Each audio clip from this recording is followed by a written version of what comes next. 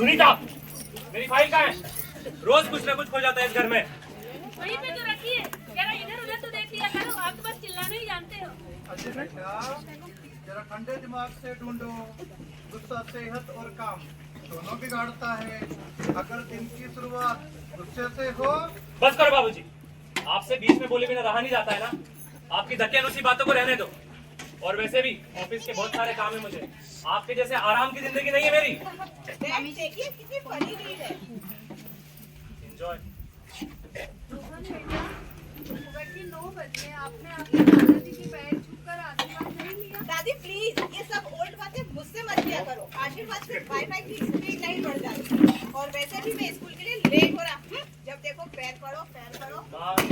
बस करो। रोहन को पुराने संस्कारों के लिए मत टोका करो, उसे डिस्टर्ब होता है। ठीक है बेटा, ठीक है। बाय बेटा। बाय बेटा। चलो अब ऑफिस के लिए लेट नहीं हो रहे हैं। आइए अब आपको लिए चलते हैं हंसी ठिठोली और कुछ पुरानी सुनहरी यादें। दोपहर का समय दादी जी और मीठी किचन में कुछ बना रही हैं। वाओ दादी, आपने कितनी अच्छी चिक्की बनाई है।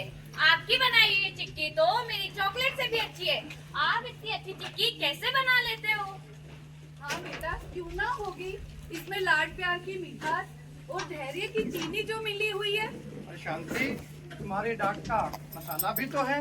मीठी, पता है एक बार क्या हुआ? क्या हुआ दादाजी? आपकी दादी ने खाने में इतनी मिर्ची डाल दी, आपके पिताजी सारा दिन पानी ही पीते रहे। पता क्यों? क्यों दादाजी? क्योंकि उन्होंने आपकी दादी की बात नहीं मानी।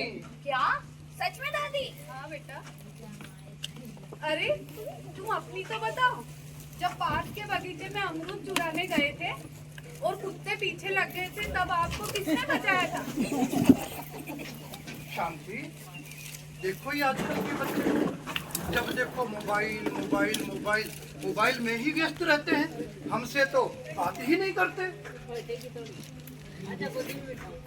अब हम चलते हैं जहाँ बच्चों को बोध होगा और कुछ परिवर्तन भी आएगा। वो बोध और परिवर्तन कैसे होगा, आइए देखते हैं।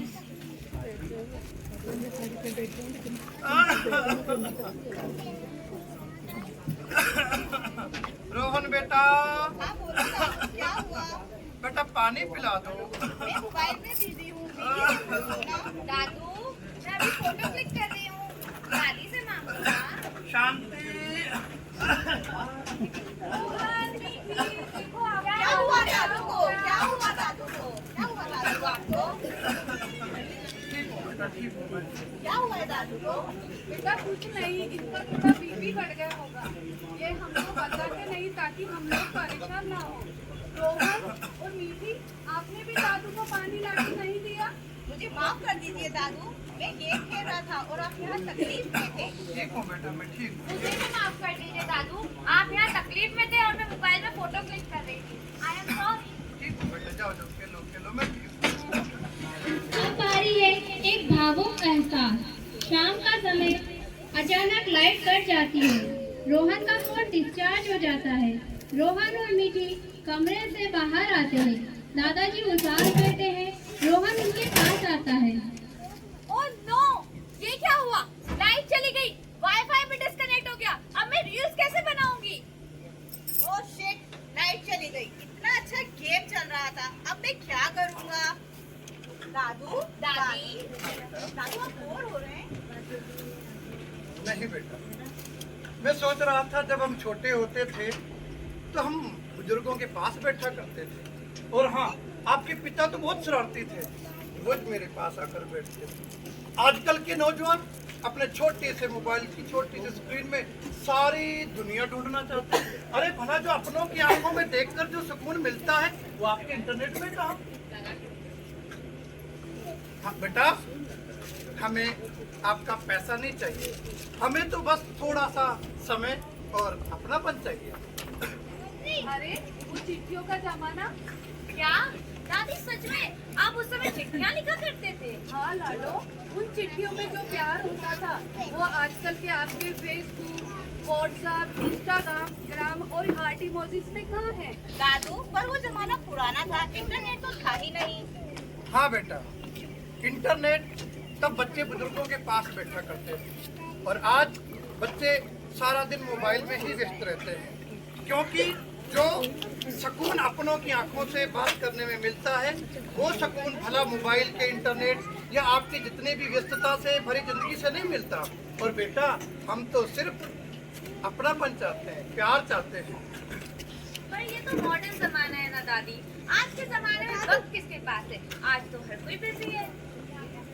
दादू, मॉडर्न होना अच्छी बात है, लेकिन जड़ें छोड़ देना अच्छी बात नहीं है। एक पेड़ कितना भी बड़ा हो जाए, अगर उसकी जड़ें कमजोर है तो एक दिन वो गिर ही जाता है। उसी प्रकार परिवार की जड़ें परिवार के बुजुर्ग होते हैं। बुजुर्गों का सम्मान ना करना भला कौन सी आधुनिकता है? जिस घर में बुजुर्गों का सम्मान नहीं होता वहाँ प्यार, अपनापन और बरकत कभी भी नहीं रहती। और बेटा, बुजुर्गों का आशीर्वाद तो बच्चों के लिए रक्षा कवच होता है। मुझे माफ कर दीजिए दादू, मुझे समझ आ गया। गूगल के पास हर सवाल का जवाब हो सकता है, लेकिन जीवन की उलझनों का हल सिर्फ आपके अनुभव में है। रोहन और मीठी की समझदारी की बातें सुनकर दादाजी दादी जी का मन भावुक हो गया। शिक्षा और एकता।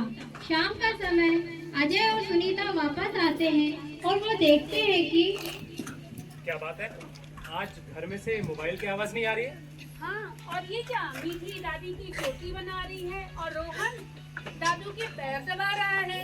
कहीं मैं सपना तो नहीं देख रही हूँ? पापा, आज हमें समझ आया, असली नेटवर्क तो दादा और दादी के पास है, जो पूरे परिवार को जोड़ के रखता है।